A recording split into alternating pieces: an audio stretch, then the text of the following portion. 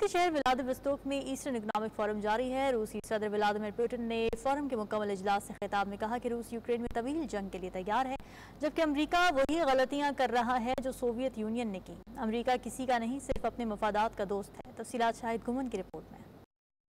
रूस के शहर व्लादिवोस्तोक में जारी ईस्टर्न इकोनॉमिक फोरम में रूसी सदर व्लादिमीर पुतिन ने फोरम के मुकम्मल इजलास से खिताब करने के बाद मेजबान के सवालों के जवाब देते हुए कहा कि रूस यूक्रेन में तवील फौजी ऑपरेशन के लिए तैयार है। रूसी अफवाज के खिलाफ यूक्रेन की जवाबी कार्रवाइयां नाकाम हो चुकी हैं। अगर यूक्रेन लड़ाई नहीं रोकना चाहता तो रूस कैसे पीछे हट सकता है। उन्होंने यूक्रेन को F-16 हथियारों की फराहमी के फैसले पर मगरब को शदीद तनकीद का निशाना बनाया। उनका कहना था कि अमरीका भी वही गलतियां कर रहा है जो सोवियत यूनियन ने की थी। उन्होंने कहा कि अमरीका किसी का दोस्त नहीं, इसके सिर्फ अपने मफादात हैं। सदर पुतिन ने कहा कि साबिक अमरीकी सदर डोनाल्ड ट्रंप के खिलाफ मुकदमा चलाने से जाहिर होता है कि अमरीकी सियासी निजाम सड़ा हुआ है। मगरब चीन को रोकने की कोशिश कर रहा है, लेकिन वो ऐसा करने में नाकाम रहेगा। रूसी सदर ने मजीद कहा कि रूस और चीन के ताल्लुकात बेमिसाल सतह पर हैं। पुतिन ने ट्विटर के मालिक एलोन मस्क की तारीफ की और कहा कि अरबपति ताजर एलोन मस्क एक शानदार और बासलाहियत इंसान हैं। शाहिद घुमन, 92 न्यूज़, व्लादिवोस्तोक, रूस।